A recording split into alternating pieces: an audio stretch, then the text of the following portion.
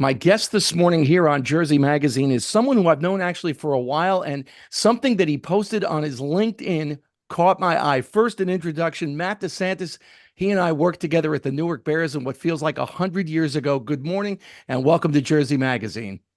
Jim, thanks for having me. Appreciate you.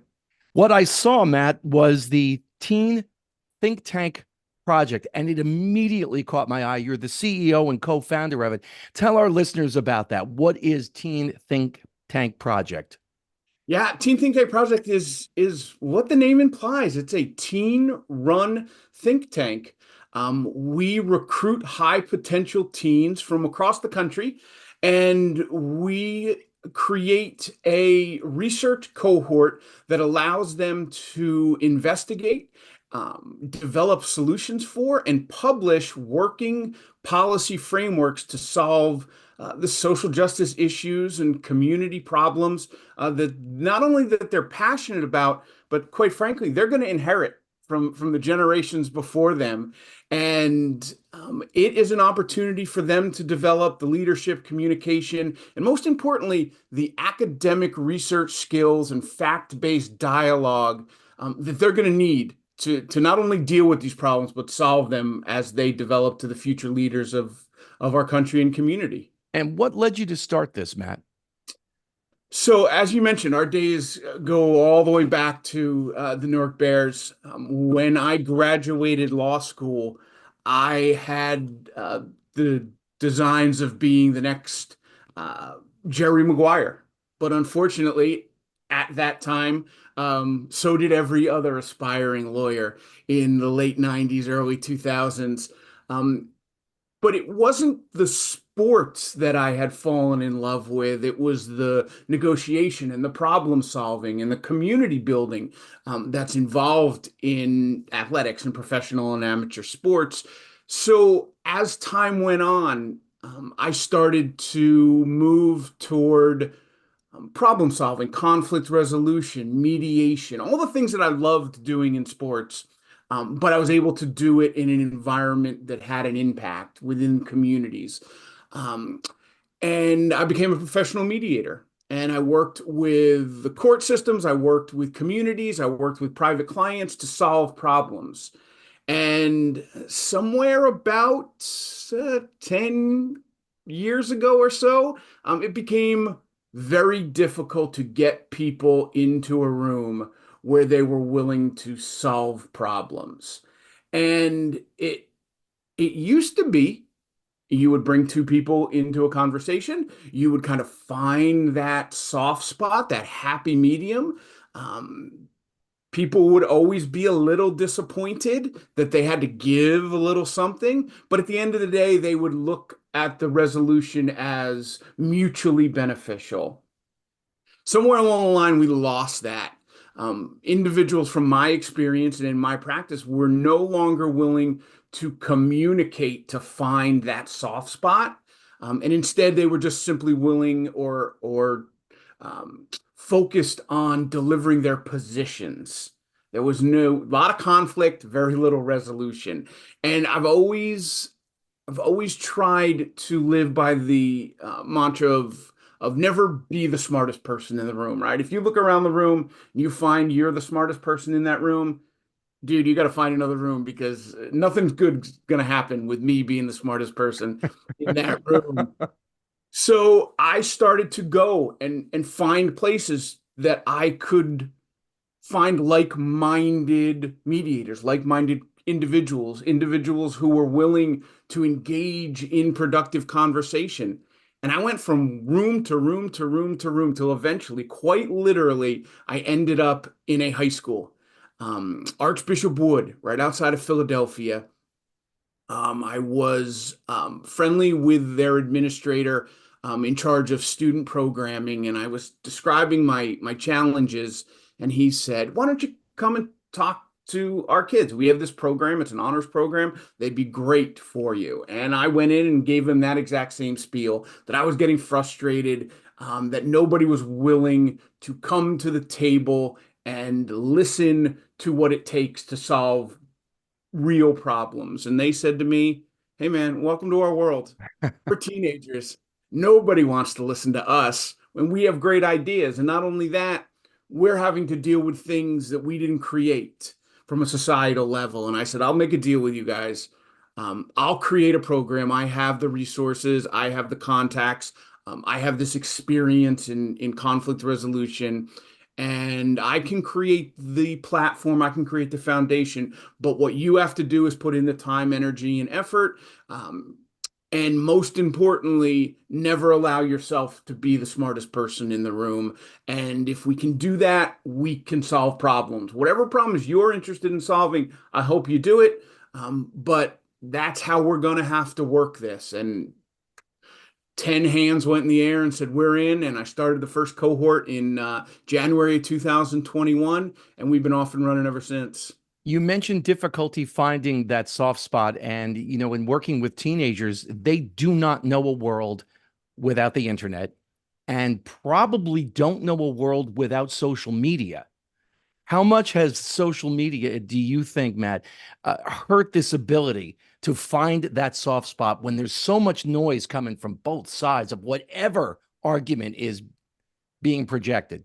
Yeah, here's the headline: Old man yells at clouds, right? Like to me, from my perspective, it is 99.9% of our problem, because we have created opportunities for echo chambers to not only exist, because let's be honest, they've always existed, whether it was at the corner bar or on the softball field or wherever it is. Old timers, used to hang out and moan and complain about things.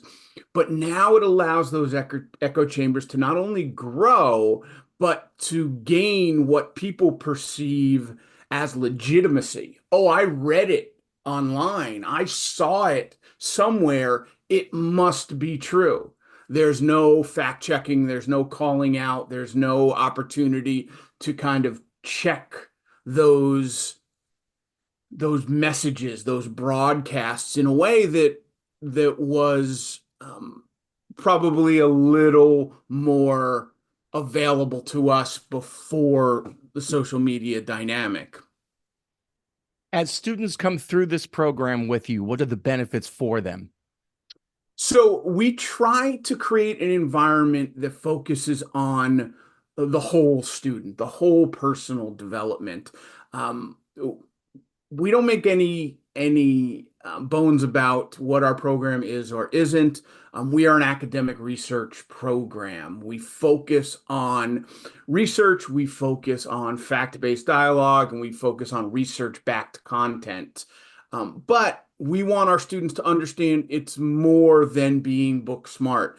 We try to develop what we refer to as our long tail skills or our foundational skills, value-based leadership, right? Every student who comes to our program understands what a traditional leader is or a group manager looks like, but we try to make them understand that the captain of the soccer team or the drum major in the band, just because they have a position of authority, doesn't necessarily make them a qualified leader. And how do you become a qualified leader? And we look at the values that individuals need to develop before they can develop that leadership, that mantle, take up that mantle of leadership.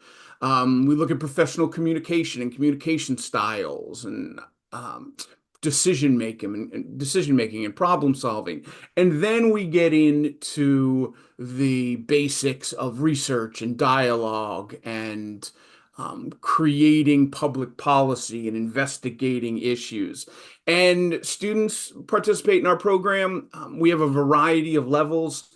We have online downloadable content that makes the barrier to entry very low. You can get a lot of our material online for free. We run community-based programs in which we team with organizations like the Boys and Girls Club, school districts, and create opportunities for students to participate in this program. And then we have our flagship, which is the Change Agent Academy. It is the most intensive, it is the most broad in terms of the opportunities that we provide our students. It's a 60-week program, so a lot of our students are giving up their entire summer to participate in this program or large parts of their academic year to come in, be part of this cohort. They leave the program with those soft skills, the social emotional learning and leadership elements. But these are high potential students, right? They want to have some type of quantifiable metric that they can kind of show, hey, look what I did. So we allow them to take um, co-authorship, or we allow them to develop content and research that they will then have co-authorship of. A lot of times that's a 60-page policy framework research paper that is on the level of the college academics that they aspire to take part in. They present that findings in a live webinar that we tape and repurpose for their capstone portfolios. And most importantly, what we've heard, they take away from our program a sense of pride, a sense of confidence, and a relationship with the other cohort members that they have spent, 3 months working alongside. And while we didn't intend it to be that type of feeder program where we're introducing a new level of teen leader into the community, they've taken it upon themselves to create that path, to create that avenue. And it's really rewarding. It's For really list, I'm sorry, for listeners who want to learn more about Teen Think Tank Project, Matt, where can they go? Yeah, teenthinktankproject.com is our website. It provides all of the overviews and intricacies of what we do, who we do it with. But of course, we're on social media. You can find us on Instagram at teen_think tank. And that kind of highlights all the people that we work with, all the students that come through our program, and all the work that these folks have been doing.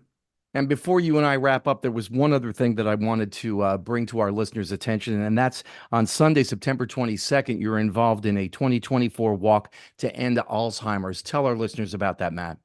Yeah, so as an organization that looks to solve problems, we take that responsibility very seriously. And we have gotten involved with the Alzheimer's Association Walk to End Alzheimer's, the local Jersey chapter. We're an Asbury Park based company. And right next door in Bradley Beach, the New Jersey chapter of Walk to End Alzheimer's is happening. It's a dreaded disease. It not only affects those who are diagnosed, it affects their family. 1 in 14 people over the age of 65 are affected by some form of dementia, including Alzheimer's. So chances are that somebody that you know or somebody that you are close to is going to be affected by this dreaded disease. And we take our role in the community very seriously. So we've partnered with them to do some fundraising and raise some awareness and hopefully find a cure.